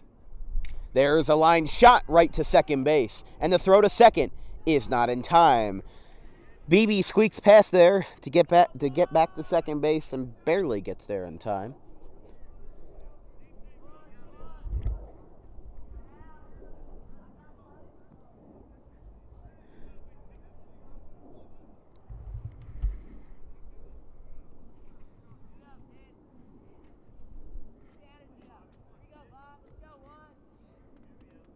There's Wiltsey.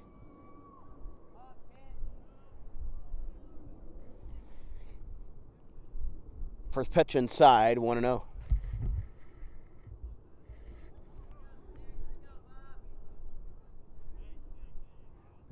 Base is juiced, 1 out.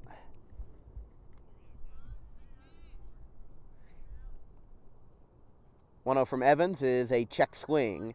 That is a strike, 1-1. He went around, says the home plate umpire.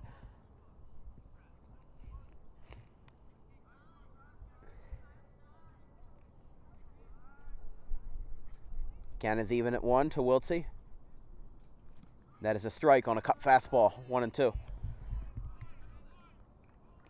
Broadhurst on first. BB on second. And at third over there is Jack Dempsey.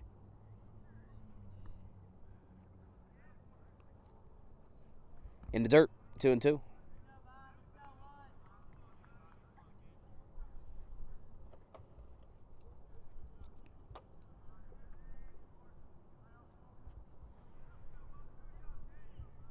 Evans in a big hole here, trying to get out of it in an already very productive bottom of the fifth. They've already scored 4 runs in this inning alone, and that's what's made it such a lopsided score. But again, for a team as evenly balanced as Audubon is compared to the 2-7 Hawks, these games are somewhat almost expected. In high school baseball, it's a lot more common to see 10-run blowout, 15-run blowouts as compared to those close 1-run games. You get them every once in a moon. Sliding catch. How about that by Colton Schaub? He makes the catch. The run does come in to score, so Dempsey is safe. And Wiltsey flies out for a sac fly.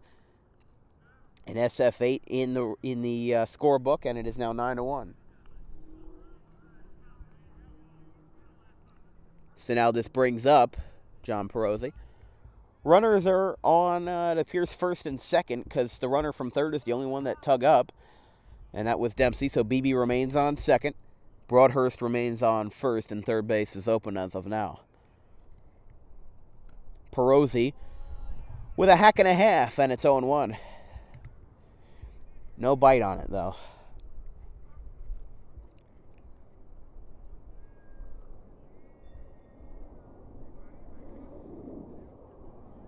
This is what you need, though. You don't need home runs every single inning. As that one's popped up right field side, this one will go out of play and will trickle out of the tree onto Walnut. It's like its own little net for catching foul balls. You don't need like a physical barrier up there. You just have the tall tree. It's got to be probably about 100 feet tall. I don't know. My measurements probably are off, but it catches them. That one will also go out of play.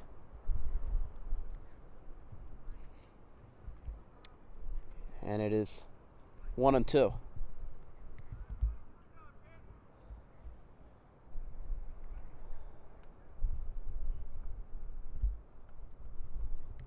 Evans set the 0-2. 0-2 on its way. Is in dirt, and it's 1-2, but now running over, moving up 90 feet, is Broadhurst and BB. So now 2 runners will be in scoring position on the wild pitch, and it is 1-2.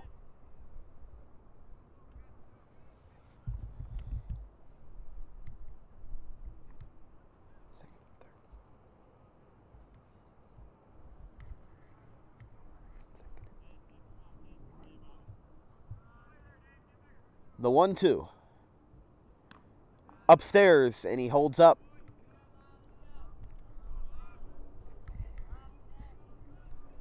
So now with 2 away, Perozzi's got to be protecting the plate with 2 strikes. He can't be flailing at stuff. He can't be chasing. He has to be reserved, has to be conservative on this one.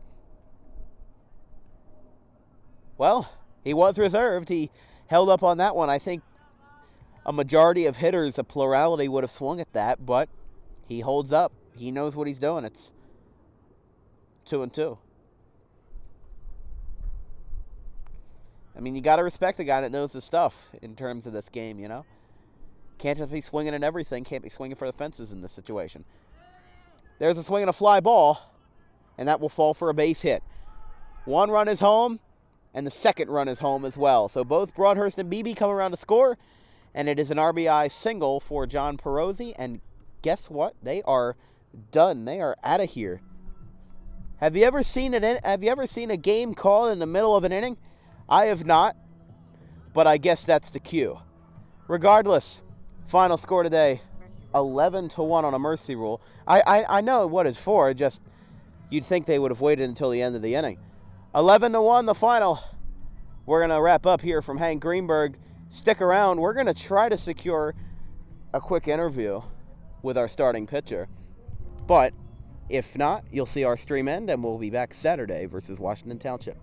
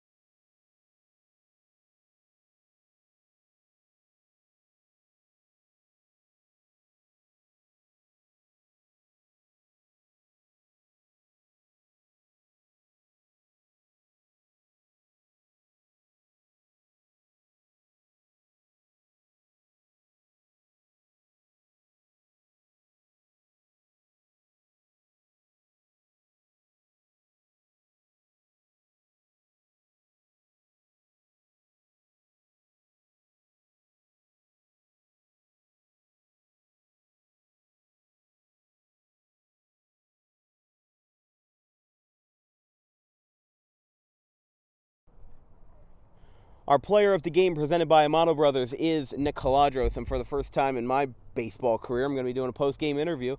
We're waiting for him to come out to the outfield, so we'll see him in just a couple seconds.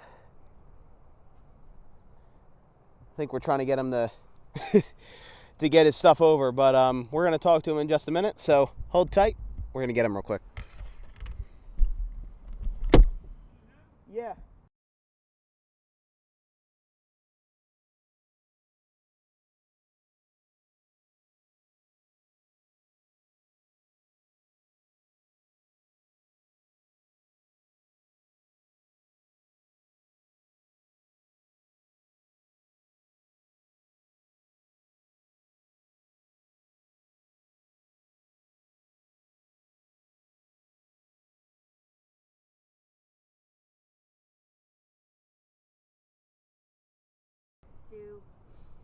All right, well, like we said, our player of the game presented by Amato Brothers is Nick Caladros, the freshman starter who had a lights-out performance this afternoon, even though the game ended early because of mercy rule.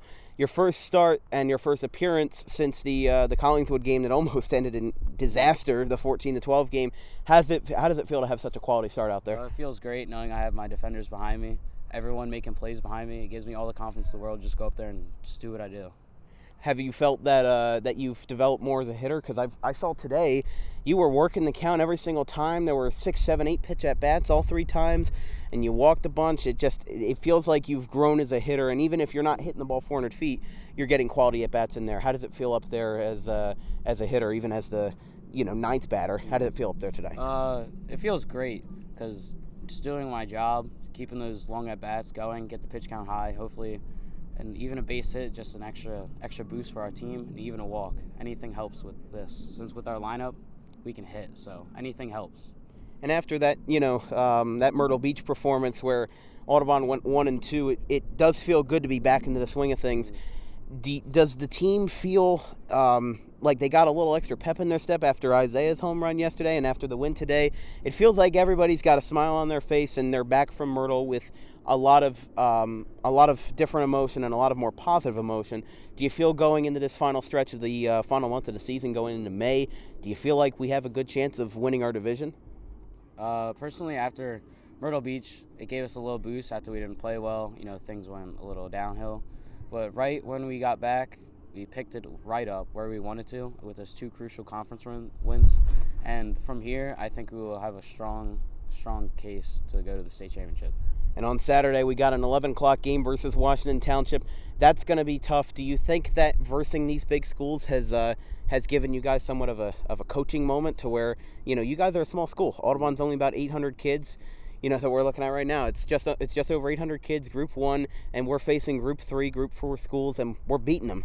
We almost beat Kingsway, not only in the scrimmage, but in the Ralph Shaw tournament, and we're facing another Group 3 school on Saturday. How do you feel Audubon's doing versus these big schools, and if we get to the playoffs, we could probably make a deep run if we end up facing those kind of schools and those kind of talents? I think with our size school, we are doing very well. Facing these big schools is just way more motivating than it is in some of the other teams that we played during regular season. So I think it gives us an extra edge to just go out and win it. Well, thanks, Nick, very much. And you did a great job today, so hopefully you'll do even better in your next start. Thank you. That's our Amato Brothers player of the game, Nick Caladros, everybody. From everybody here at Dan Wilkins Broadcasting, I'm Dan Wilkins, your play-by-play broadcaster for the Audubon Green Wave. We'll be back Saturday at 11 a.m. for the Washington Town Minutemen facing off against the Green Wave right here on Dan Wilkins Broadcasting. Signing off for now. We'll see you next time.